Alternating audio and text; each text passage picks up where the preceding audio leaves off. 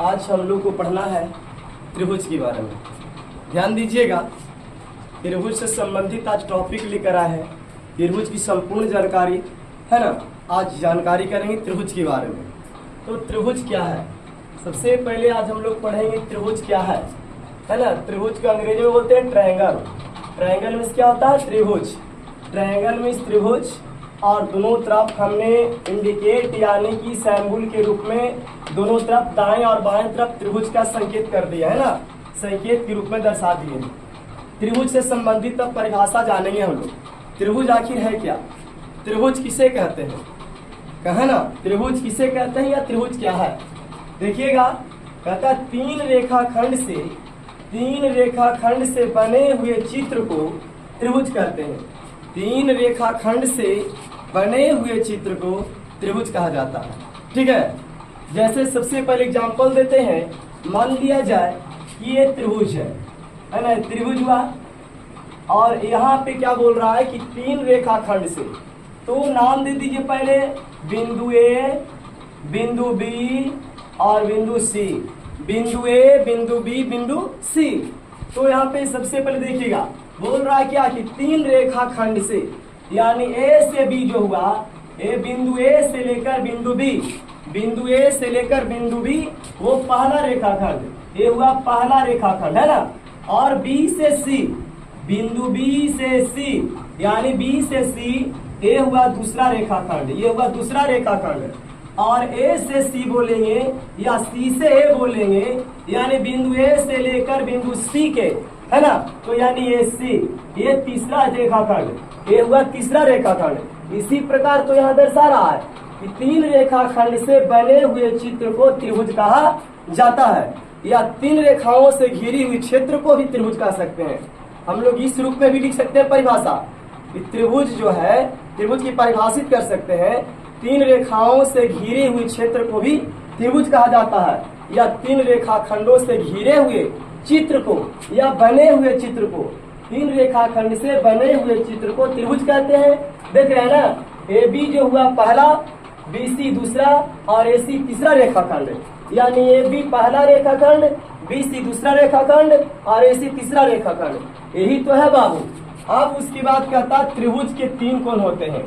बोल रहा है कि त्रिभुज के कितने कोण, तो बताएंगे तीन कोण होते हैं। अगर परीक्षा में पूछ दिया जाए तो बताइए त्रिभुज के कितने कोण होते हैं, तो क्या उत्तर देंगे, बोलना होगा तीन कोण। त्रिभुज के कितने कोण है, तीन कोण बोलिएगा। कौन कौन, कोण ए बी सी। देखिए त्रिभुज दे दिए हैं ए बी सी, यानी हो गया पहला ए बी सी, कोण ए बी सी है ना। अब उसके बाद कोण बी सी है, बी सी ए, कोण बी सी हो गया। और कहता तीसरा नंबर कोण सी ए बी, है ना, ये तीसरा नंबर हुआ। समझ में आई ना, यानी त्रिभुज के तीन कोण कौन कौन, कोण ए बी सी, है ना, कोण बी सी ए और कोण सी ए बी, या है ना, इस प्रकार से बोल सकते हैं।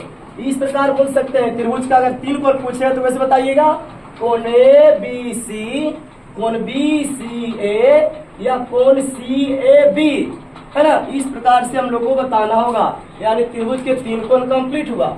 अब अगला पॉइंट है, त्रिभुज के तीन भुजा होते हैं। त्रिभुज के कितने भुजा होते हैं जी, बोलेंगे सर जी तीन भुजा, है ना। त्रिभुज के कितने भुजा, तो तीन भुजा होते हैं। कौन कौन, ए बी, यानी ए से लेकर बी तक जो है, ए से बी तक, यही तो आपका भुजा हुआ जो रेखाखंड से घिरी हुई क्षेत्र था, है ना। तो ए बी भुजा, दूसरा बी सी और तीसरा सी ए, ये भुजा हुए। तो याद रखेंगे हम लोग कंप्लीट, त्रिभुज में तीन कोना और त्रिभुज में तीन भुजा होते हैं। त्रिभुज के कितने भुजा, तीन भुजा। त्रिभुज के कितने कोण, तीन कोण, है ना, कंप्लीट हुई। अब कहता अगला नंबर पॉइंट में चलेंगे, भुजाओं की लंबाइयों के, ध्यान दीजिएगा, भुजाओं की लंबाइयों के विचार से त्रिभुज के तीन भेद होते हैं। अगर पूछ दिएगा बाबू आप लोग से कि बताइए भुजाओं की लंबाइयों के विचार से त्रिभुज के कितने भेद होते हैं, तो क्या बोलिएगा, तो बोलेंगे सर जी भुजाओं की लंबाइयों के विचार से त्रिभुज के तीन भेद होते हैं। कितने भेद होते हैं, तीन भेद। कौन कौन, पहला नंबर है बाबू समबाहु त्रिभुज, पहला नंबर समबाहु त्रिभुज, दूसरा समद्विबाहु त्रिभुज, दूसरे का नाम समद्विबाहु, और तीसरे नंबर का है विषम बाहु त्रिभुज, है ना। तीसरे नंबर क्या है? विषम बाहु त्रिभुज। अब ध्यान दीजिएगा, आखिर समबाहु त्रिभुज है क्या? तो देखिए, समबाहु त्रिभुज का मैं चित्र और फिगर के माध्यम से बताया हूँ। ये जो चित्र देख रहे हैं, है ना, ये जो चित्र है ये आपका समबाहु त्रिभुज का है। तो इससे स्पष्ट होता है कि जिस त्रिभुज में या जिस त्रिभुज का तीनों भुजाओं की लंबाइयां आपस में बराबर होती है, तीनों भुजाओं की लंबाई आपस में बराबर होती है, उसी को हम लोग समबाहु त्रिभुज कहते हैं। समबाहु त्रिभुज न कह करके समत्रिबाहु त्रिभुज भी कह सकते हैं, याद रखिएगा। या तो समबाहु त्रिभुज बोलेंगे या समत्रिबाहु त्रिभुज बोलेंगे, है ना। ये यहाँ पे देख लीजिए, बता रहा है ए बी, यानी ए बी जो है ए बी बराबर कर सकते हैं बी सी, तो यही तो दिखा रहा है यहाँ, यानी बी सी बराबर क्या? ए बी, बी सी यानी बी से सी, तो बी सी लिख दिया, बराबर क्या? ए बी, फिर बराबर किसके लिए? ए सी के लिए, ए से सी के लिए, यही ना है। कैसे? बी सी, यानी बी सी जो नीचे वाला है, आगे चलकर हम बताएंगे नीचे, बी सी बराबर कर दिए, और ए बी के समान ए सी होगा। ए बी के समान क्या होगा? ए सी, यानी सी तो बराबर लिखिए, ए बी सी बराबर लिख दिया गया, बी सी बराबर ए बी और ए बी बराबर ए सी, वही लिखा है, ए बी बराबर ए सी। यानी तीनों भुजाओं की लंबाइयां जो है समबाहु त्रिभुज में समान होते हैं, अर्थात बराबर होते हैं। कंप्लीट हुई समबाहु त्रिभुज। अब चलेंगे, देखिए तीर का निशान देकर दिख दिया है कि त्रिभुज समबाहु त्रिभुज का है। दूसरे नंबर समद्विबाहु त्रिभुज का चित्र बनाया हूँ, है ना। समद्विबाहु त्रिभुज, सम का मतलब होता है बराबर, सम का मतलब ही समान या बराबर, द्विव का मतलब क्या?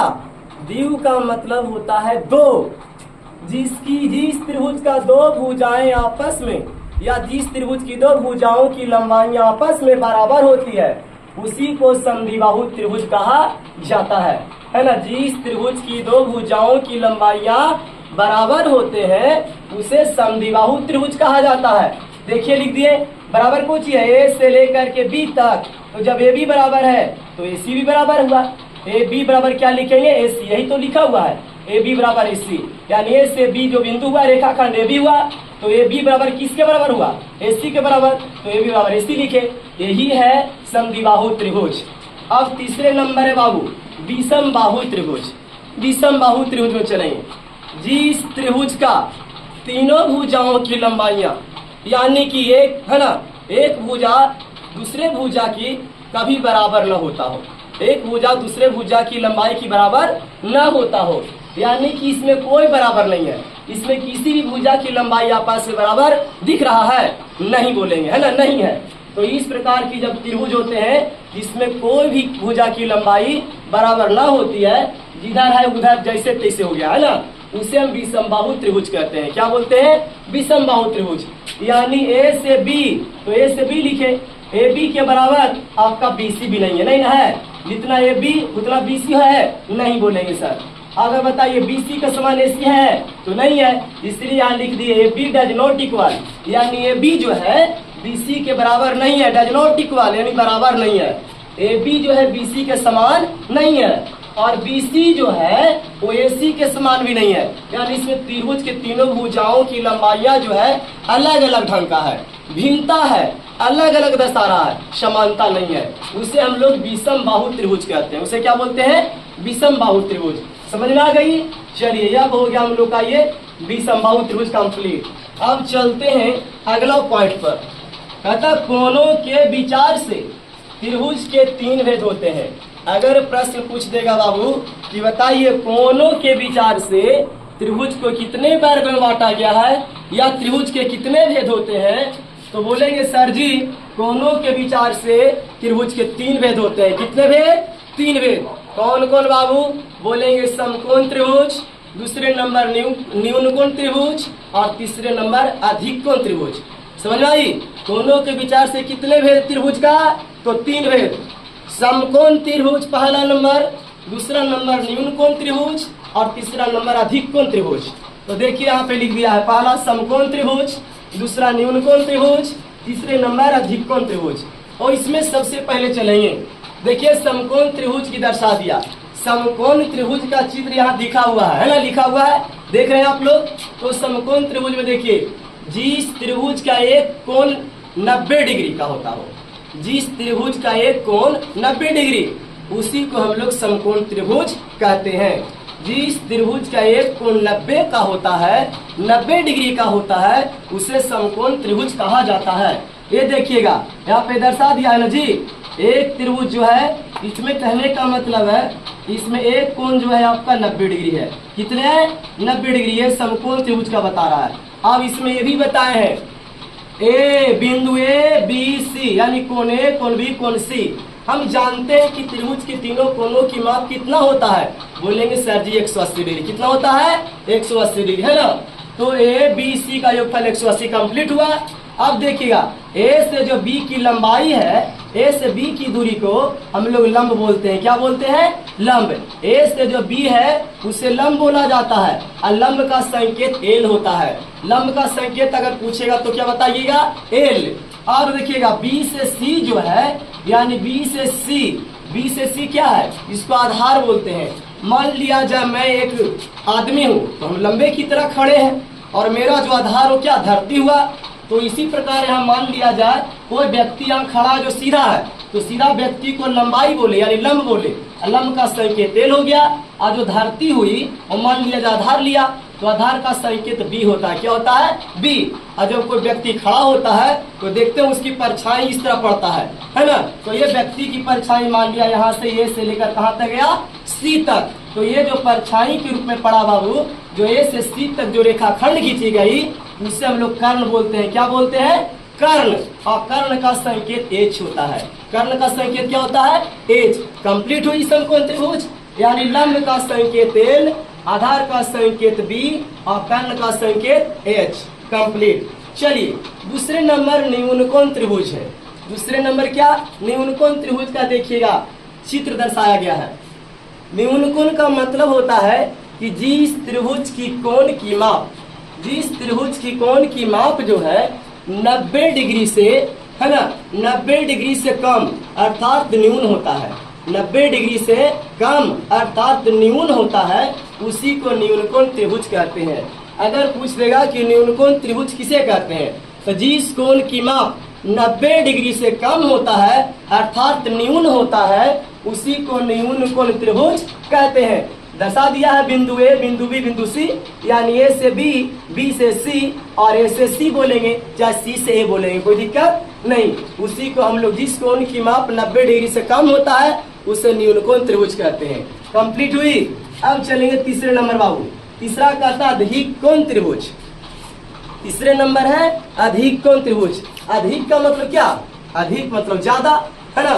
जिसे हम बोलते हैं अधिक कोण त्रिभुज, यानी जिस कोण की माप 90 डिग्री से ज्यादा हो, जिस कोण की माप 90 डिग्री से ज्यादा हो, 90 डिग्री से अधिक हो, उसी को हम लोग अधिक कोण त्रिभुज कहते हैं, है ना। अगर पूछेगा अधिक कोण त्रिभुज किसे कहते हैं, तो जिस कोण की माप 90 डिग्री से ज्यादा होती है या उससे अधिक होता है, किससे? 90 डिग्री से अधिक होता है, उसी को हम लोग अधिक कोण त्रिभुज कहते हैं। इस प्रकार से कंप्लीट। मैं अगले बार जो त्रिभुज के बारे में बताऊंगा, अगले नेक्स्ट डे, है ना, नेक्स्ट डे में बताऊंगा हीरोन का सूत्र से त्रिभुज का क्षेत्रफल निकालने के लिए। तो इस प्रकार याद रखिएगा, कर्ण क्या है, लंब क्या है, आधार क्या है ना, ये मैं बताऊंगा। और एस बराबर सूत्र भी कंप्लीट आप लोग जानते हैं कि त्रिभुज के अर्ध परिमाप का सूत्र होता है, यानी उसका संकेत अर्ध परिमाप का संकेत एस होता है। एस बराबर सूत्र होता है ए प्लस बी प्लस सी बटा 2। तो निकल जाएगा एस का मान। तो फिर हीरोन का सूत्र से मैं अगले दिन, जो हीरोन का सूत्र आप लोग को याद करना भी जरूरी, याद कर लीजिएगा। हीरोन का सूत्र होता है under root S into S minus B into S minus C, है ना। इस प्रकार से S minus A, S minus B, S minus C से संबंधित है। चलिए ठीक है ना। इस प्रकार से हम लोग अगले दिन पढ़ेंगे। नेक्स्ट डे में हम लोग को पढ़ना होगा त्रिभुज से संबंधित हीरोन का सूत्र से त्रिभुज का क्षेत्र बताएंगे। हीरोन का सूत्र भी बताया ना, यानी अंडर रूट में कैसे चलेंगे, मान लिया जाए यहाँ पे लिखेंगे, है ना। इस प्रकार अंडर रूट लिखेंगे, under root S into S minus A, S minus B, और एस माइनस क्या लिखेंगे, एस माइनस सी। इस प्रकार से इसका होता है बाबू। ये भी अंडर में ही है, ये भी अंडर रूट में, याद रखिएगा। ये हीरोन का सूत्र त्रिभुज का होता है क्या, under root S into S minus A S minus B S minus C, ठीक है ना। इस प्रकार से हीरोन का सूत्र कब, जब त्रिभुज के अर्ध परिमाप निकाल देंगे हम लोग तब आएगा, है ना। और एस का वैल्यू लग करके ए बी सी जो होते हैं भुजाओं की लंबाइयां होती है बीसी, उसी पर आपको त्रिभुज का क्षेत्रफल निकलेगा। धन्यवाद।